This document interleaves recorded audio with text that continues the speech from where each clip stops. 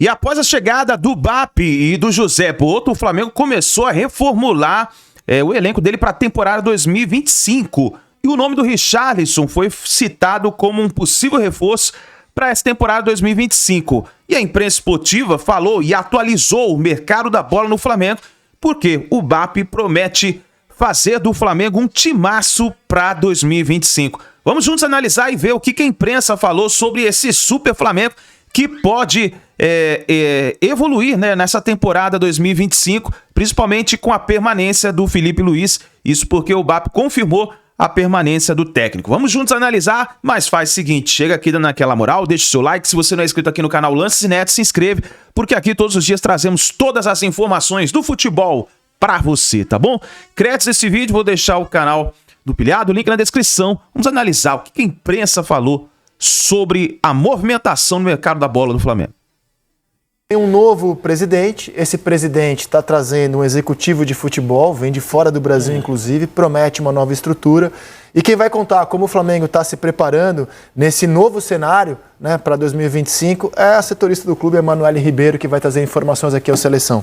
Emanuele, boa tarde a você, bem-vinda. Vamos começar contando quem é o Boto, o homem que o Flamengo está trazendo para comandar o seu futebol em 25? Oi, Rizek, boa tarde para você, Ana, Coutinho, Paulo, todo mundo que acompanha a gente. Pois é, um dirigente ainda pouco conhecido no futebol brasileiro, mas que se consolidou no futebol europeu, principalmente em Portugal.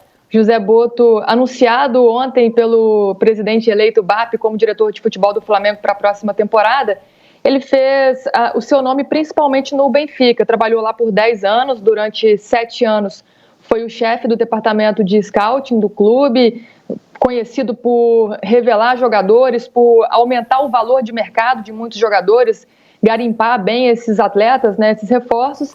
E depois do Benfica, ele teve uma passagem pelo Shakhtar Donetsk, da Ucrânia, passou lá por 3 anos também como diretor de scouting, teve uma passagem pelo PAOK da Grécia como diretor desportivo e mais recentemente estava no Osijek da Croácia, um clube menos conhecido, e agora vai fazer lá amanhã, sexta-feira, seu último jogo, se despedir do clube para vir ao Brasil. Ele é aguardado no Rio de Janeiro no dia 28 de dezembro para começar a reformulação do departamento de futebol do Flamengo. O Boto, ele faz parte aí dos planos do BAP para o que ele chama de profissionalizar, o Rizek, o departamento de futebol do Flamengo, né? O BAP até falou sobre isso em entrevista coletiva ontem, foi a primeira entrevista dele, a primeira conversa dele com os jornalistas depois da eleição, e ele disse que a ideia é deixar todas as decisões na mão desse diretor de futebol. Então o Boto, ele chega ao Flamengo, vai trazer também alguns profissionais, a princípio deve trazer pelo menos 2 profissionais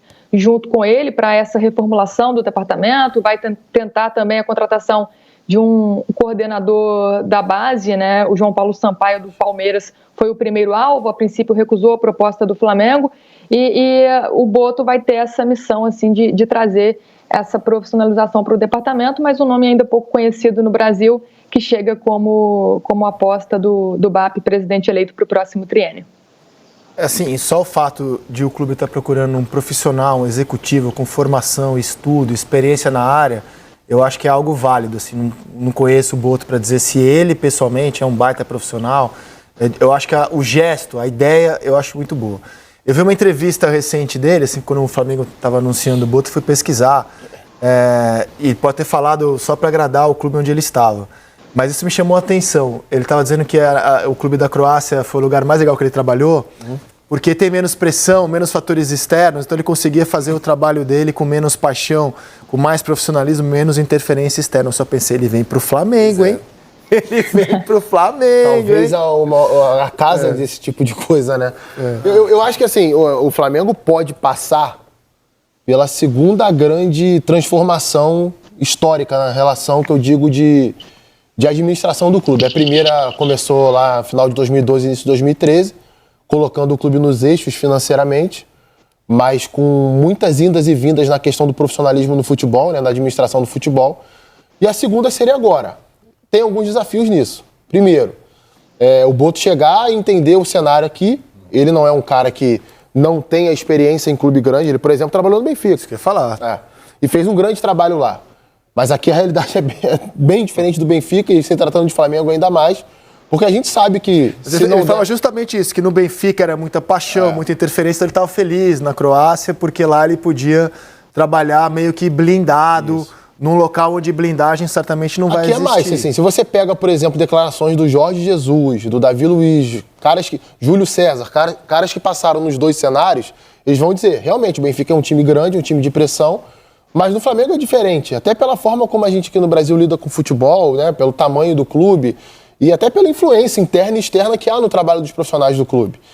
O Flamengo tentou fazer um movimento perto disso em 2016, com o Rodrigo Caetano e com o Fred Luz de CEO. Fred Luz não respondia em nada pelo futebol, ele era o CEO da administração do clube e o Rodrigo Caetano tocava o futebol. Eu acho que o José Boto ele tem uma característica que é diferente da maioria dos profissionais dessa área do futebol brasileiro. Ou você tem caras muito bons de mercado aqui, ou caras que são mais próximos do treinador, que entendem de campo e podem debater com o treinador formação de time, contratação de jogador, aproveitamento de jogador. Acho que o Boto consegue aliar as duas coisas, né? O grande, porém, para mim, é entender o cenário do clube e o clube blindar esse trabalho. Porque não adianta.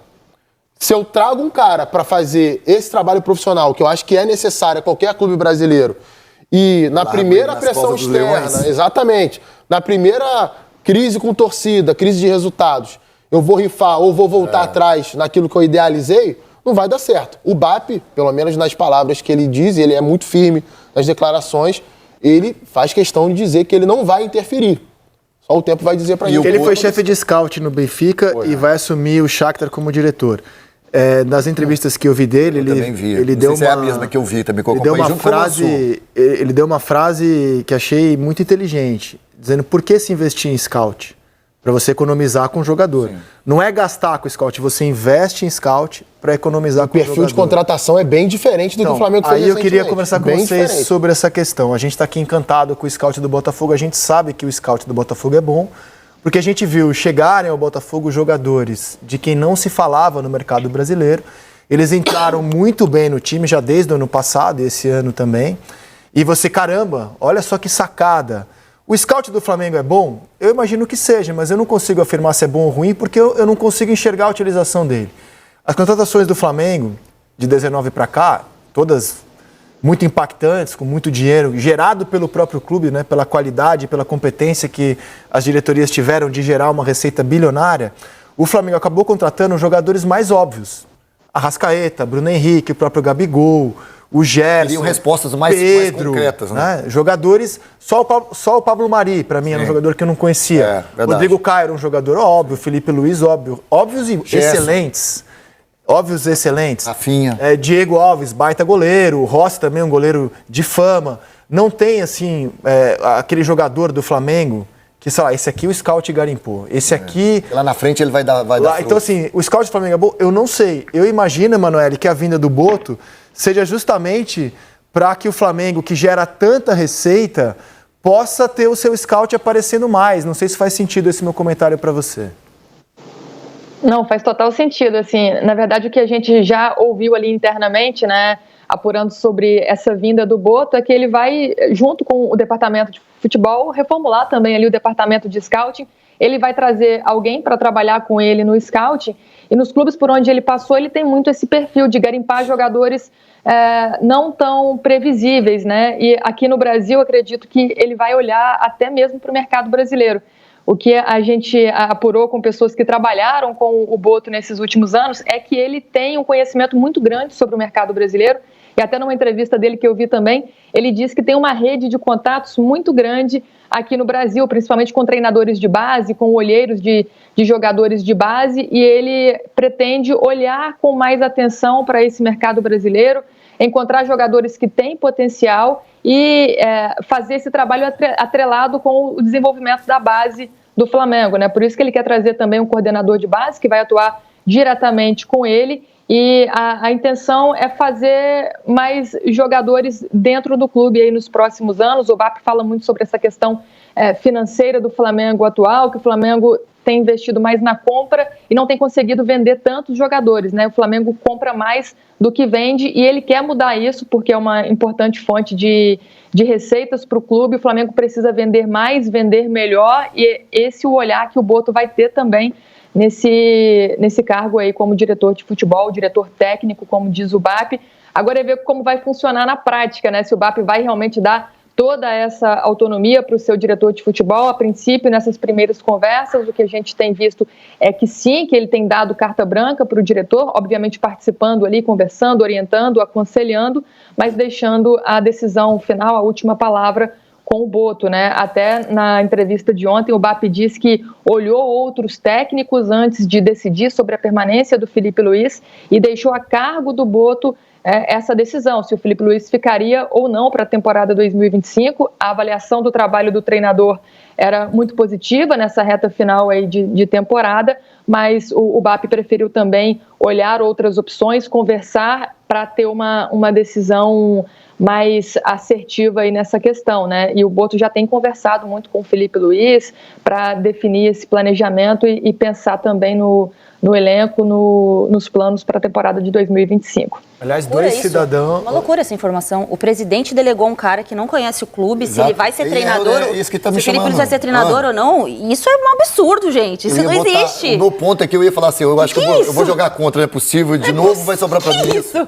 Porque assim, nós tivemos essa conversa, eu e o Mansur, eu conversei muito com o Mansur no camarim. Que loucura! O presidente deve ter conhecimento demais desse diretor, deve ter, assim, buscado informações e porque assim, André, a entrevista que eu vi ele dando, não sei se foi a mesma que você viu, que ele gosta de ter o controle de tudo, ele que contrata, ele que decide, não passa pelo treinador, ele quer blindar todo mundo e ele quer ser basicamente o presidente do clube. Não... O dono do futebol. O dono do futebol. A palavra é essa. O dono do futebol. Então ninguém intervém. Só que assim, ele está num clube onde de semana em semana vive-se um carrossel de emoções. Essa tranquilidade, essa paz que ele acha que ele vai conseguir. No Flamengo, trabalhando como diretor, sendo que o treinador, Felipe Luiz, que provavelmente ele nem seria o treinador, né, que teve que esperar ele decidir. Que louco! Conhecendo o Felipe Luiz, que você conhece até melhor do que eu, da maneira de trabalhar do Felipe Luiz, eu acho uma inovação, pode dar certo, óbvio, pode, mas muito perigoso. Eu acho assim, a gente sempre, eu pelo menos, eu sempre reclamei que eu acho que quem toma as decisões do futebol não conhece do jogo. Aí a gente fala de presidente, de diretor de futebol, tem muito diretor de futebol e presidente que não entende de jogo, do jogo mesmo, o jogo jogado, ali o campo, as 4 linhas. Então eles tomam decisões absurdas porque eles não têm muitas vezes com quem trocar. Não tem esse cara com esse conhecimento de campo para ter com quem trocar. Isso o futebol brasileiro não tem. Assim, são raros os nomes. Então eu acho legal você trazer alguém com conhecimento de campo para você dividir esse tipo de ação, de atitude. Agora, delegar uma pessoa que não conhece o clube, quem vai ser o treinador, se merece ou não continuar, ele nem sabe do Flamengo, ele nem conhece o Flamengo, assim, ele nem conhece a realidade do torcedor do Flamengo nesse momento. Então, eu acho assim, muito ousado, eu não vejo como inovação nesse momento, eu vejo como uma ousadia e uma forma de começar dividindo ali né, as atenções com quem... já começa a fazer aquele culto à imagem, né? Já vou começar a montar um diretor aqui que vai dar entrevista, que vai ser o cara que todo mundo vai bater, vai falar, vai elogiar. Eu sou particularmente muito contra esse tipo de postura de dirigente no Brasil. Então, acho assim, vamos ver como é que vão ser esses primeiros meses. Sobre a questão do scout... Primeiro que não é novidade nenhuma investimento em scout no futebol brasileiro, né? Assim, o Botafogo investiu agora, mas já existiu o Cifute, já existiu outros casos, o Coutinho conhece até melhor essa área do que a gente, do que eu, pelo menos. Então, assim, não é novidade. A novidade em relação do Botafogo para os outros times foi eles terem traçado um perfil do que eles queriam contratar. E eu acho que é o Alessandro Brito, que é o diretor, que inclusive saiu de um outro clube, né? Saiu do Atlético Mineiro, investiu, são acho que 20 profissionais hoje trabalhando na análise de desempenho do Botafogo e analisando de acordo com o perfil que eles queriam montar para o time. O que me parece muito diferente do que fez o Flamengo. O Flamengo gosta de jogadores famosos ou jogador que alguém falou, tem o Alcaraz ali, qual que é o perfil do Alcaraz? O que você quer com esse jogador? Então, assim, eu acho que falta um entendimento do perfil de time que você quer para contratar, porque além do investimento em material humano, de análise de desempenho e investimento também em tecnologia, você tem que entender o perfil de jogador que você quer. Essa é a função do diretor. Por isso que eu de futebol. falei, o scout do Flamengo é bom, a gente não sabe. Exato, assim, eu acho que o perfil dele é pegar jogador. Qualquer contratação vale 80 milhões no O Flamengo não descobriu um John Arias, por exemplo, que surgiu aqui pro futebol brasileiro no Fluminense. Mas se alguém se interessar por um John Arias, o Flamengo é o primeiro a fazer uma proposta junto, porque assim, ele vai muito baseado no jogador do momento, no jogador da moda. E aí um clube que tem a competência, porque aqui é um elogio mesmo, cara. Graças à competência do Flamengo, ele chegou ao orçamento bilionário de 1,5 bilhão. Você imagina esse orçamento gerido por gente profissional, competente, fazendo uma gestão eficiente desses recursos. Porque hoje o Flamengo gasta um dinheiro que eu fico pensando, não precisava gastar tudo isso. O Alcaraz é a contratação mais cara da história do futebol brasileiro, 20 milhões de euros. Até agora eu não entendi muito bem o porquê de se investir tanta grana num jogador que não era para chegar e já fazer tanta diferença. Posso falar um que já deu retorno, que foi acima do mercado? E só para concluir do Boto, e eu já te passo, só para concluir do Boto. Como essa é uma área, a gente precisa admitir a fragilidade brasileira nessa área. Tem pouquíssimos profissionais gabaritados trabalhando nessa área. Porque isso é ridicularizado. Tanto que o Rodrigo Caetano está sempre citado.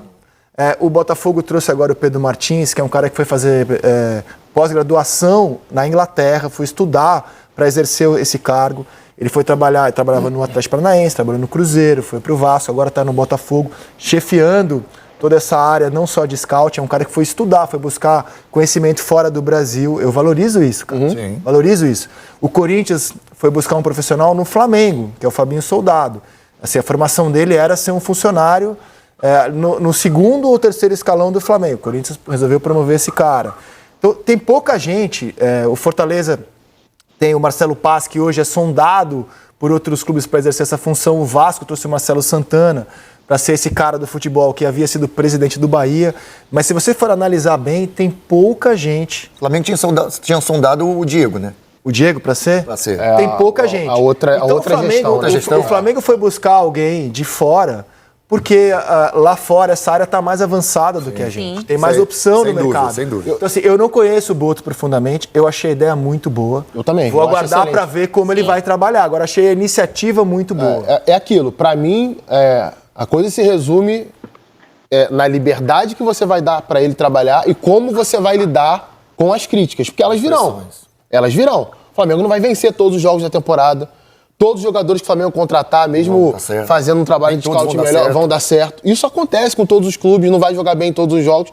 A questão é como a direção do Flamengo vai reagir às críticas que vierem, aos questionamentos. O próprio José Boto vai cometer erros. Ele vai chegar ao Brasil, ele vai precisar entender o cenário, como funciona o clube, os profissionais do clube, né? Como ele vai abordar com o Felipe Luiz, como ele vai abordar com o jogador A, com o jogador B. Isso é normal de acontecer. O ponto-chave para mim é de que forma o clube vai lidar com isso. Né? Qual vai ser o respaldo que ele vai ter. E, é claro, isso tem que ser bem comunicado. Não adianta ser falado internamente e a torcida não saber de nada. Isso tem que ser sempre bem comunicado, que, aliás, foi um problema recente do Flamengo. Só um exemplo que ia dar, o Léo Ortiz, por exemplo. O Léo Ortiz é um excelente zagueiro, é um dos melhores de futebol brasileiro. Mas o valor que o Flamengo pagou ao Bragantino está acima do valor de mercado dele, para um defensor da idade que ele tinha. Chegou, deu o retorno rápido. Eu acho que o trabalho do José Boto no Flamengo vai ser descobrir o Léo Ortiz de 2021. E trazer o Léo Ortiz de 2021, que já estava se destacando no Bragantino, mas pouca gente falava dele, porque o Bragantino estava chegando na primeira divisão do Campeonato Brasileiro.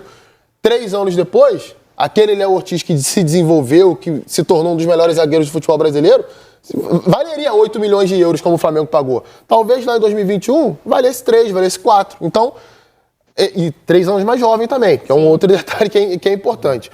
Eu acho também um outro ponto importante. O perfil de contratação vai mudar.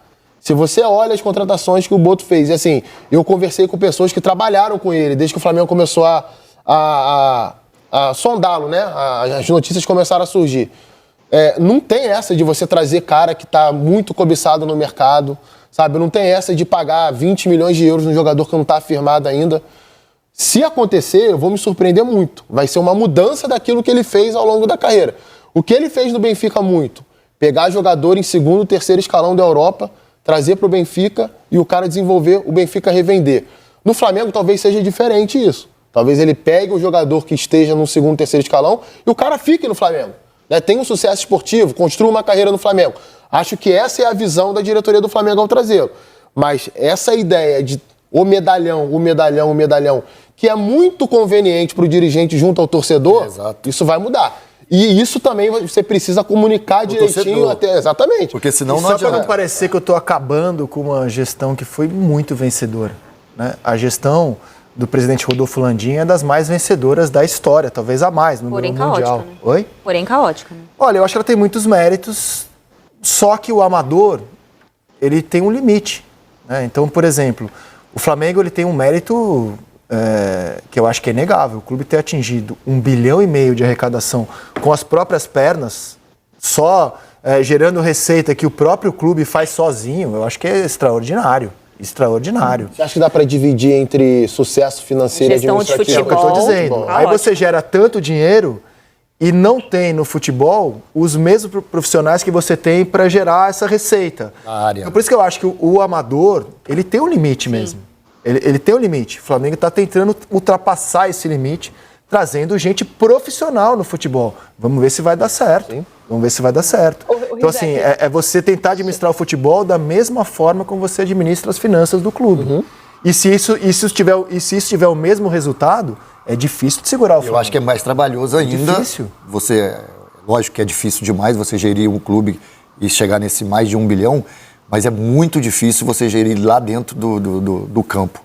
Esse cara vai entender tudo, entender o torcedor do Flamengo, entender o que é a pressão do Flamengo quando a direção não der o respaldo, e isso vai acontecer. Até a forma que ele vai se posicionar, né, Paulo? Como ele vai falar perante a imprensa, para os torcedores. Acho que a Manu chamou aí, Rizek.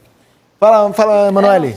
Só para dar um exemplo, do que vocês estavam falando aí sobre o atual scouting do Flamengo, né? O que a gente teve acesso à informação até agora, por exemplo, na questão da busca por um substituto para o Gabigol, né?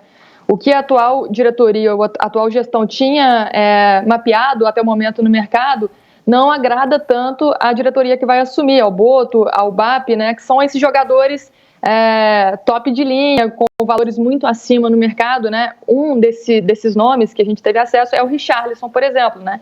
E o Boto parece que já não gostou tanto da ideia e já descartou. O Flamengo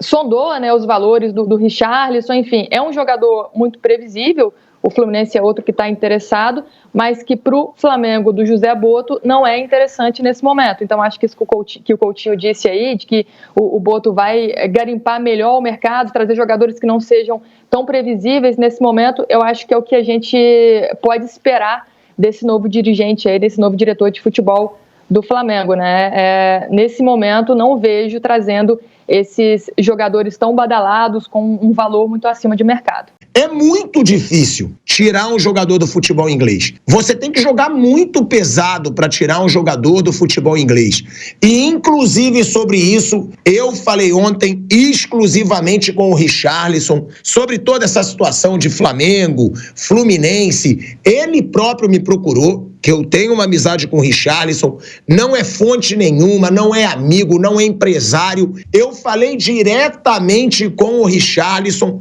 sobre possibilidade de jogar no Flamengo, de jogar no Fluminense, e ele me revelou tudo sobre as negociações. E agora falando sobre essa situação do Richarlison, tá? Teve toda a repercussão do Fluminense indo atrás do Richarlison, do Flamengo indo atrás do Richarlison. Foi dito, inclusive, foi aí que ele me ligou, que o Richarlison recusou a proposta do Flamengo. E aí ele me ligou, ele disse, cara, por favor, dá a versão correta, porque inventam muita coisa. Eu tô vendo várias coisas inventadas sobre mim, e o que eu quero deixar claro, eu não recusei nada. Parece que eu tô menosprezando o Flamengo, parece que eu tô recusando os clubes. Não sou eu. Foi o Tottenham que recusou. Não fui eu que recusei. Eu recebi propostas, foi o que ele me disse. Richarlison recebeu propostas do Fluminense e do Flamengo. Recebeu sondagens do Palmeiras, do Corinthians, e do Vasco. Foi contactado por Vasco, Corinthians e Palmeiras. Agora, proposta mesmo, Fluminense e Flamengo. O que ele fez? E aí ele me falou por telefone. Quando eu recebi as propostas, e aí dando detalhes, o do Flamengo, o próprio Felipe Luiz ligou pro Richarlison, que o Felipe Luiz gosta muito do Richarlison. O Richarlison falou, cara, o Felipe Luiz gosta muito de mim. Ele me ligou, falou que eu tinha tudo a ver com o estilo de jogador que ele queria pro Flamengo. E eu falei, pô, que honra saber disso. Falou comigo, recebi a proposta do clube, fui levar para o presidente e o técnico do Tottenham. Isso tudo explicado pelo Richarlison. O Richarlison chamou o empresário dele para a Inglaterra e foi levar as propostas de Fluminense e Flamengo para o Tottenham e perguntar: vocês contam comigo para essa temporada? Vocês querem que eu fique nessa temporada? Ou interessa negociar? A resposta do presidente e do treinador do Tottenham: nós contamos com você. Não vamos abrir para negociação se os valores não forem os que a gente quer. E aí, quando eu perguntei para ele, eu falei, o valor que falam aqui no Brasil, não fui eu que apurei, é que o Flamengo está disposto a oferecer 20 milhões de euros. E aí a resposta do Richarlison é que eles já sabiam dos valores, ele não me confirmou se era esse ou não, e que o valor que foi falado, eles nem começariam a conversar. Nem começaria a conversa pelos valores que foram falados. Aí o que o Richarlison fez? Logo depois dessa reunião, ele próprio entrou em contato com o Fluminense e ele próprio entrou em contato com o Felipe Luiz, que ele falou, eu queria ser firme com o cara que foi firme comigo. Eu liguei pro Felipe Luiz, pessoalmente, eu agradeci e eu falei, cara, vai ser impossível. Aí eu finalizei fazendo a pergunta pro Richarlison: é impossível você jogar no Brasil agora, nessa primeira janela? Ele falou, pelos valores que estão chegando, porque o Tottenham conta comigo. E qual era a chateação do cara? É que estavam dizendo que ele recusou a proposta, que ele não quis a proposta. Ele falou, cara, não sou eu. Eu levei pro clube. E o clube disse que vai me manter. E outra coisa, tá? O futebol árabe ofereceu uma fortuna pelo Richarlison. Uma fortuna. Isso eu soube não dessa ligação, de outra vez que eu encontrei com ele. Era valor muito alto e ele não quis. Por quê? Mas aí não é o caso do Brasil. Porque o Richarlison, ele sonha muito com seleção brasileira. O Richarlison é um cara que tem muita essa ambição de seleção brasileira. E ele acredita que indo pro futebol árabe, ele teria menos chances de voltar pra seleção. Então, é impossível o cara... se o valor for mesmo 20 milhões de euros, que foi o que foi falado, e eu acredito que seja, né, que o Flamengo tem oferecido, não vai negociar um jogador jovem ainda com o Tottenham. O Tottenham pagou caro, a gente falou agora da situação do Jorge Jesus. Um cara desse não sai por menos de 40 milhões de euros, gente.